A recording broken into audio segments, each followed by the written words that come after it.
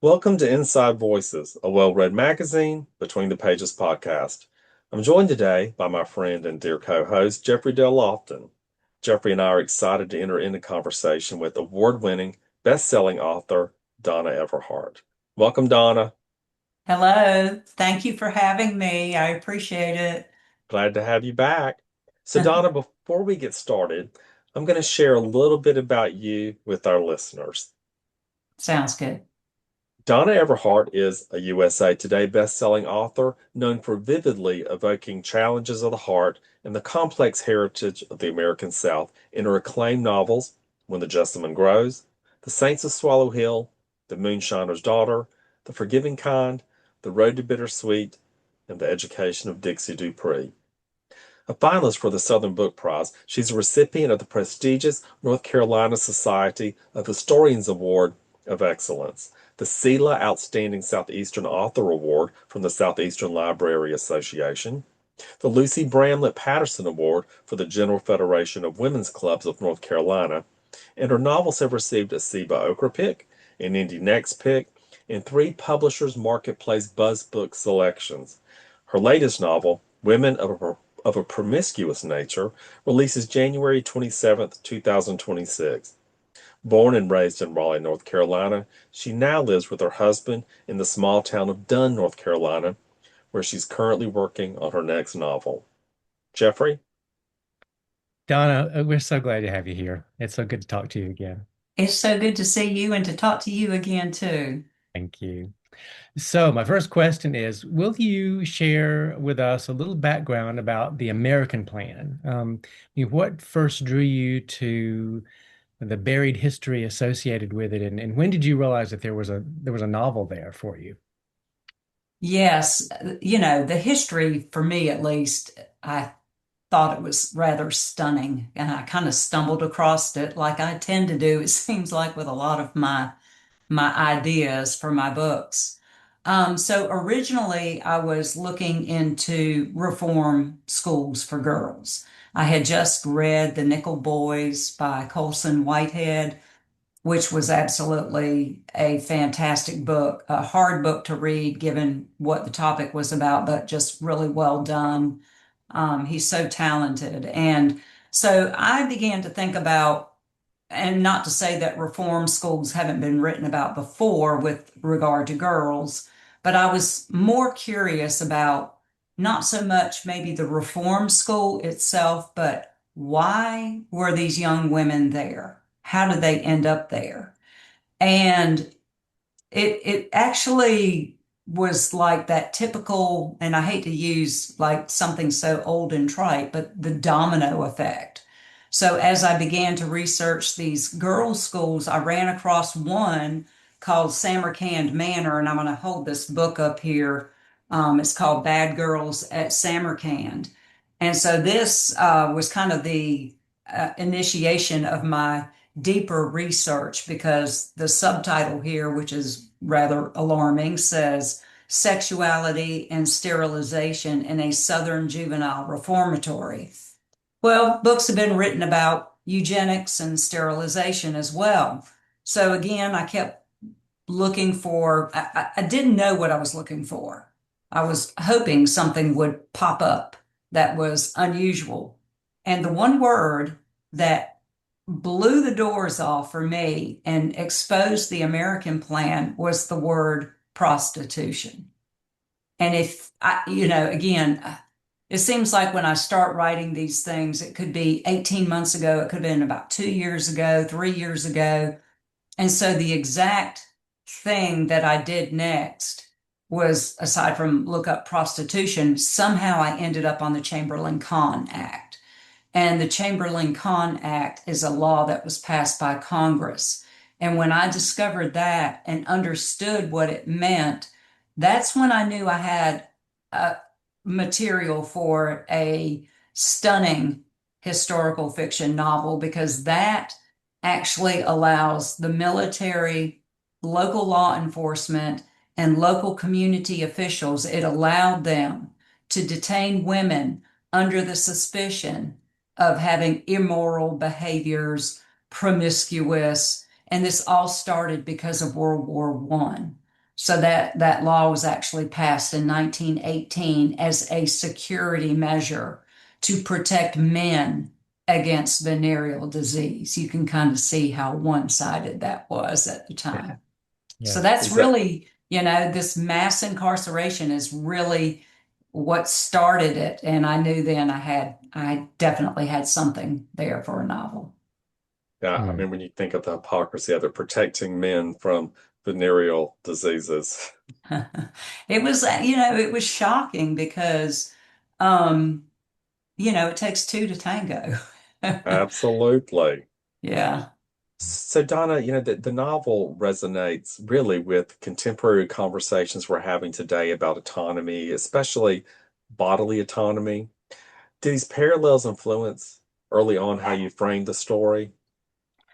Um, I think luckily for me, I've said this before, don't know if I said it in the last Inside Voices interview, but I know I've said it more than once that I tend to shy away or do my best to not come across like latching on to something that is maybe a politically divisive topic of our time. That said, you can't help but draw the parallels to what's happening today.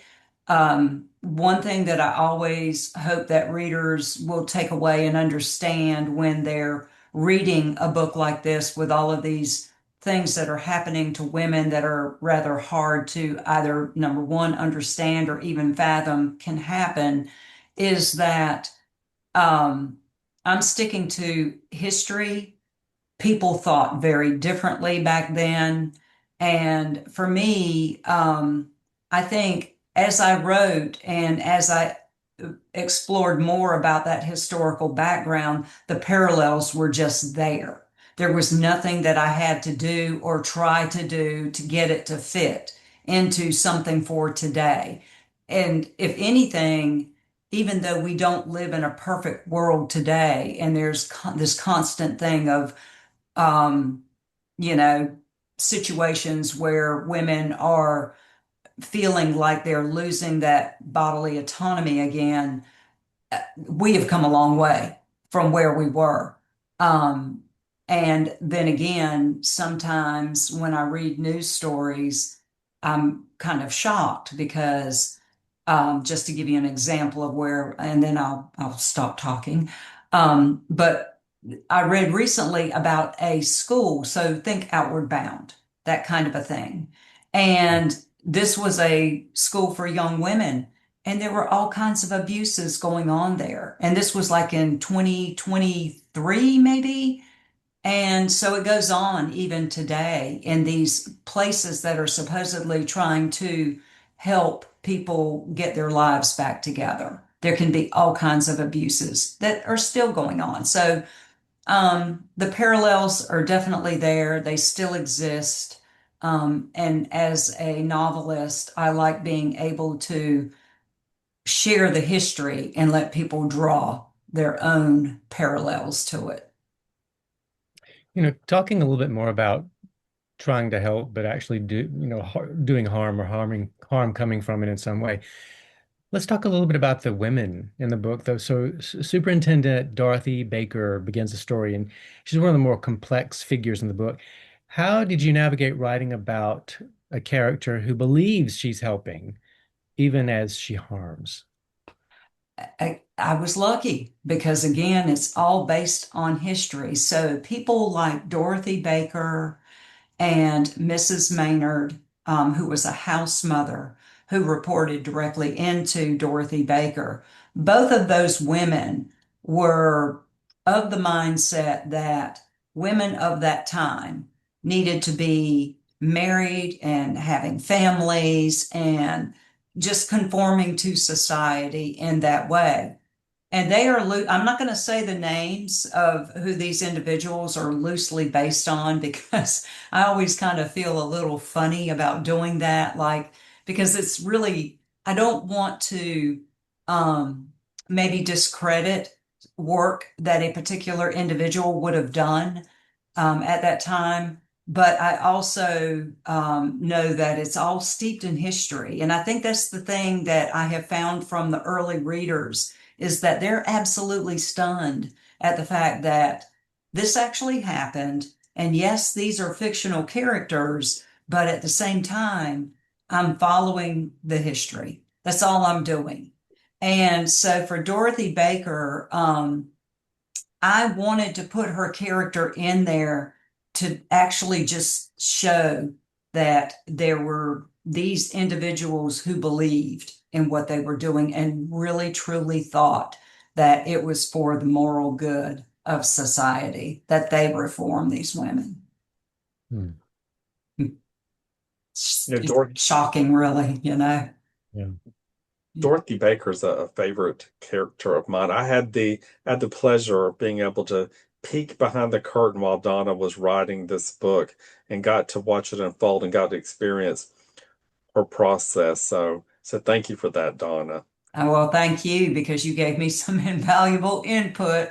I couldn't wait to hear from Robert, you know, when he had read a chapter, and Dorothy Baker was definitely one that we both talked about. Loved her. You know, all of the women, in this book are written extraordinarily, and they come from very diverse backgrounds, social, economic, emotional. How did you build each character's story so they felt distinct while also still being part of this collective experience? Well, that is the thing. I think that was, again, I'm gonna probably sound like a broken record, but it's probably the one thing that stuck out to me is the facts behind some of what was going on with this Chamberlain Con Act, or as it became known, the American Plan. And even that in of itself, to call something like this the American Plan, it's it sounds really bizarre, um, but it to put those individual women into the story just shows the reader nobody, nobody was safe. If you were not conforming to what they believed, or, you know, I almost felt like you could twitch the wrong way and they would pick you up. Hmm. Um, and so these women, you know, come from all backgrounds, diverse means. And I think the one thing that I read that was one of the most shocking things to read is that one of the women was actually married.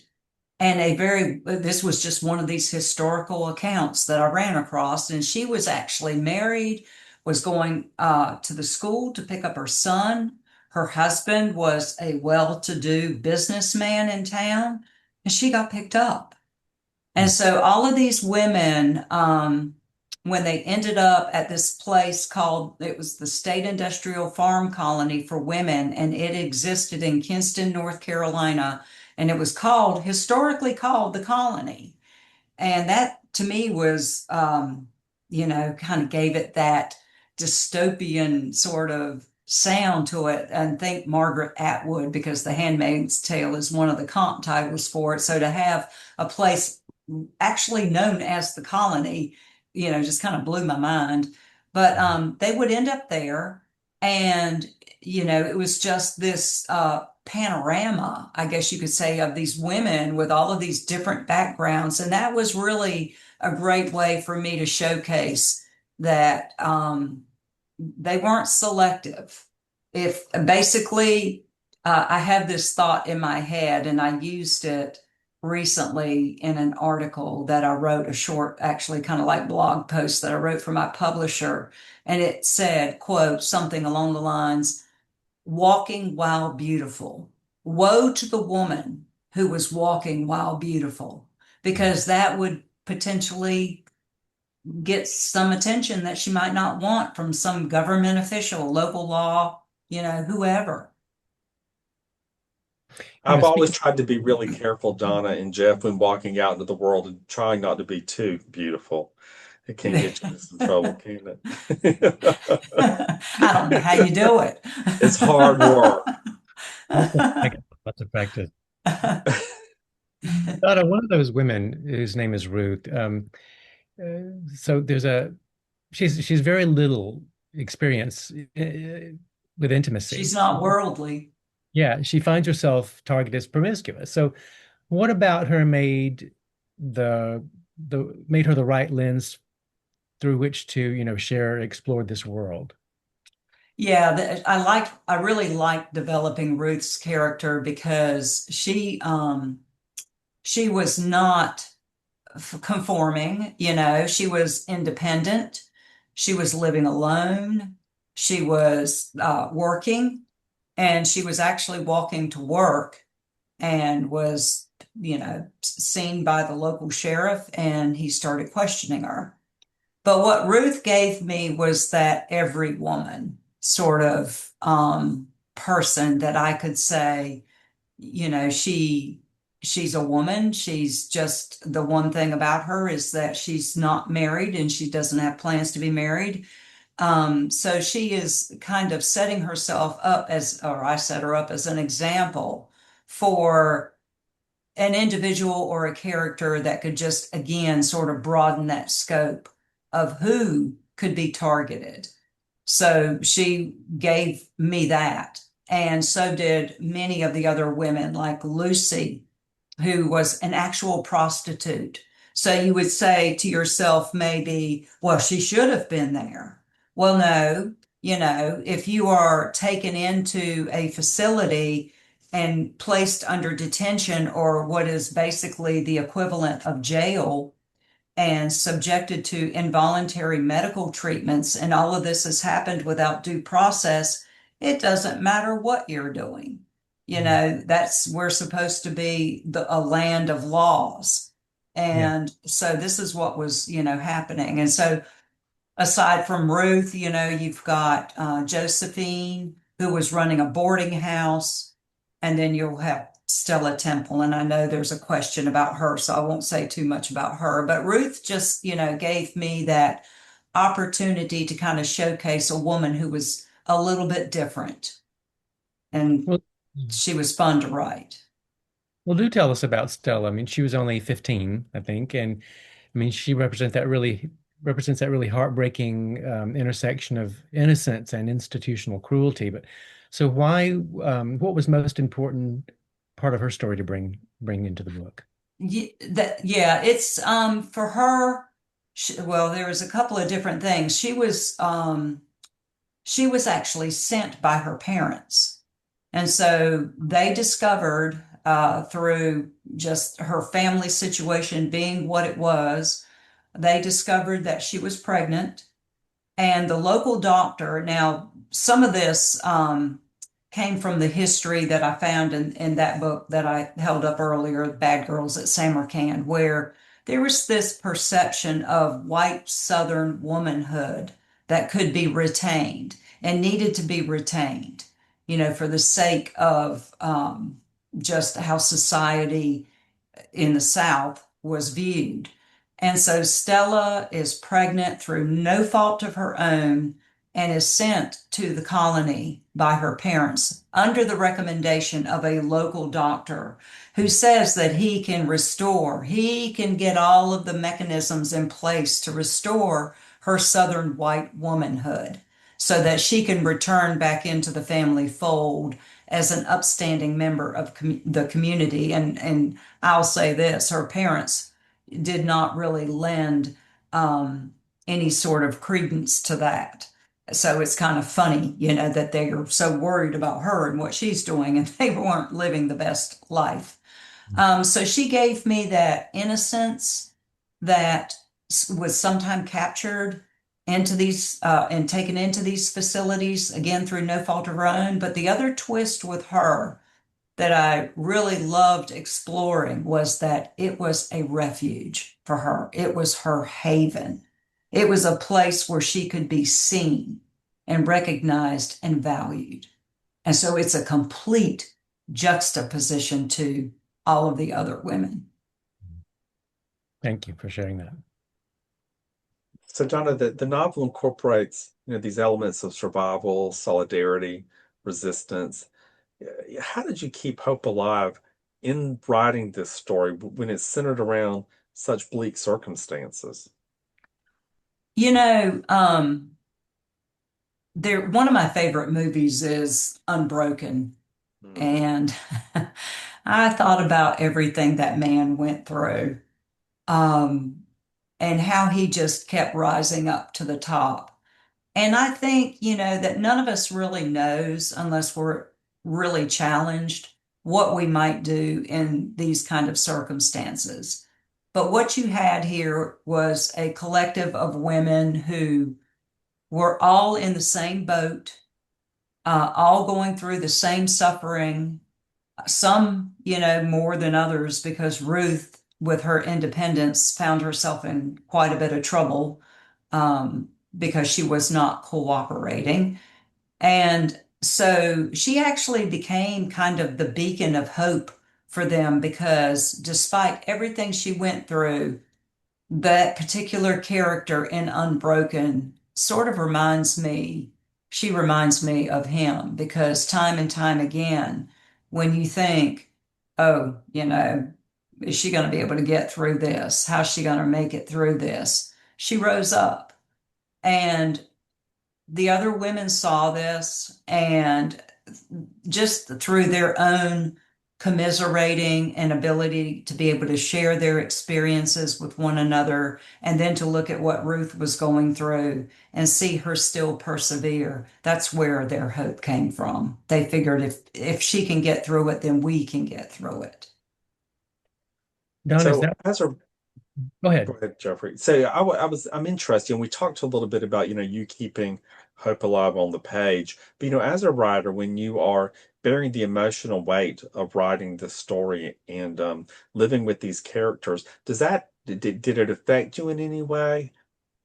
Um, I think I was, how you go into, again, I'm going to bring up about a movie, but you know how you go into a movie theater and you get so wrapped up, especially if it's like IMAX or something, it almost blows your head off for one thing, but you just get so wrapped up in the story. And then you walk out and you're just kind of like, man, I'm glad I'm not in that situation, or I'm just, and the one movie that I think about a lot when I get a question like this. We watched completely different genre, but we watched The Exorcism of Emily Rose, and it was such a dark, dark movie. And I not dark just from the physical standpoint of all the scenes, seemed like they were the lighting was very dim. But just the story is very heavy and it's based on, some true facts as well. And I remember it was a sunny day when we walked out of the theater, and there was just this feeling of being uplifted. So it's kind of like that. I might, feel like I'm being weighed down a little bit by the storyline or by what's going on with the characters, and you just get up and you take a breather. You go outside with the hooligans, let them run around the yard and bark like little idiots and laugh at them. So I would say that, but for me, I'm a pretty resilient person. And I sometimes find when I'm writing those darkest points in the story, that's when I'm writing the fastest, Hmm. strangely. I don't know what that says about me. No, well, and I do think that we need to let everyone know that the hooligans are your two adorable Yorkshire Terriers. Yeah. Yeah, that might have raised some eyebrows, like, what is she Who talking are the about? hooligans? The hooligan sisters. Exactly. You dubbed them that. I did because I I'm was wicked. texting you about how they were driving me batty. This is back when they were younger, and they're still very energetic, but boy, have they come a long way. Like, look at what we're doing, and not a peep so far. No, they're being adorable. They Oh, are. a funny new name for them. Well, Donna, I was going to ask a similar question, but from the other side, what do you hope readers will carry with them after closing the final page? I think the one thing for me when I read a book, I want to learn something new. I love, and sometimes I pick up a book and I don't even intend to, I don't think that I'm going to learn anything new, but I always do. And it's either going to be from a storyline, a plot, or even just a technique. that this writer may be using. You know, for instance, I just read the book Sandwich by Catherine Newman, and I'm going to read Wreck at some point. Right now, I'm reading Ocean Vuong's book, but um, that was there was some deep material there, but it was still pretty lighthearted. But I hope that what a reader would take away is just whether if they're a writer, maybe they would learn something from that. They would learn something from the history that I'm providing. And just for the average reader, I hope that I entertain them first and foremost, and then if I can educate them as well, that's always important to me. I want to ask you, you've got several novels under your belt. Our listeners had an opportunity, that those individuals who don't and have not had the opportunity to to explore your work yet, you've got quite a catalog of work. How would you say that the that this book has changed you as a writer, within the craft of writing? How does this book differ from your previous work? Wow, that's a great question.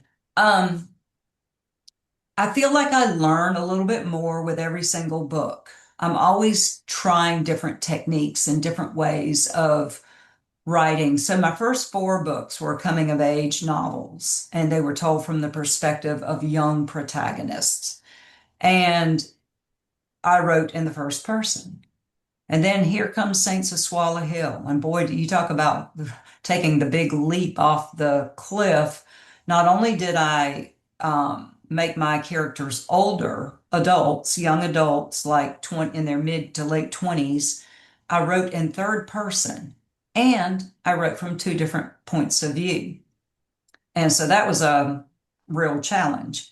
But I would say that with this particular book, it's in the third person. It's written from three different perspectives.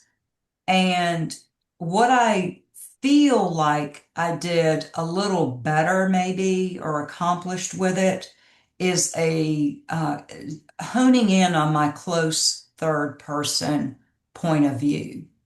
I feel like I was getting some, more practice in with that if I want to use the word practice. We're always practicing, sort of like the practice of medicine, right? But you're a doctor and you're working on people. Same thing with writing, I think. There's always a practice of writing and, hopefully the books get published. So, it's such a big, broad topic when we talk about the craft of writing. There's so many different elements to it. And I just feel like there's baby steps forward with each novel. And, again, so there was Saints of Swallow Hill, that was the fifth book. And then when the Jessamine Grows, I guess I needed a break because I went back, I stuck with third person, but I went back to that one single point of view, which was Joetta McBride. Boy, that was great. That was kind of like a little reprieve. And then here comes this book, my seventh book.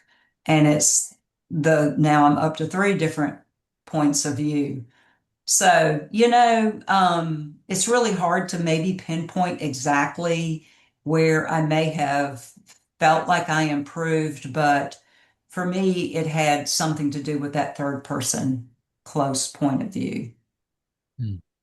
Well, a lot of people have already recognized, how special this new novel is. You want to share a little bit about some of the pre-buzz about this particular book?